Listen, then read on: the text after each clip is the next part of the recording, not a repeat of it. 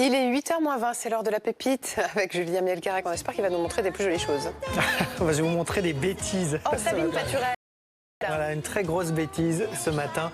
C'est à Séoul. Je vous emmène ce matin à Séoul. Regardez, ça s'est passé dans une galerie d'art. Alors d'abord, regardez cette œuvre d'art qui a été réalisée en 2016. Un graffiti géant de plusieurs mètres qui est donc exposé depuis plusieurs jours dans une galerie. L'œuvre d'un artiste franco-américain, John Wan.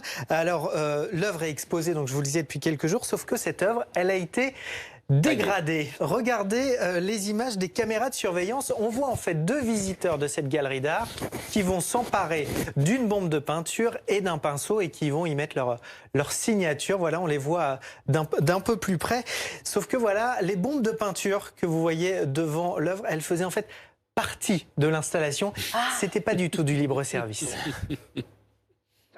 Notre équipe m'a prévenu que quelqu'un était en train de détériorer l'œuvre, alors que je suis venu tout de suite. On a appelé la police qui a récupéré la peinture et le pinceau comme pièce à conviction. On a tout de suite gardé les bandes des caméras de surveillance, où on les voit peindre sur la toile avant de partir. Ils nous ont dit qu'ils pensaient que c'était autorisé, que c'était une œuvre participative.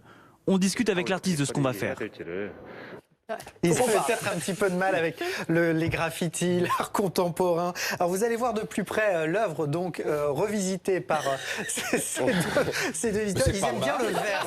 Mais c'est pas mal. Ça lui donne de la valeur. Je suis obligé de vous préciser que les taches vertes ne sont pas originales. Alors avant de vous lancer, attention parce que le coût des dégâts c'est quand même 420 000 euros pour cette touche personnelle. Alors l'artiste n'a pas officiellement réagi, mais il a largement partagé toutes ces histoires dans les médias du monde entier sur son compte Instagram. Il a quand même posté ça, regardez sur Facebook, une erreur honnête, point d'interrogation. Ce qui est sûr, c'est qu'en tout cas, ça fait un sacré coup de pub pour son travail et pour cette expo.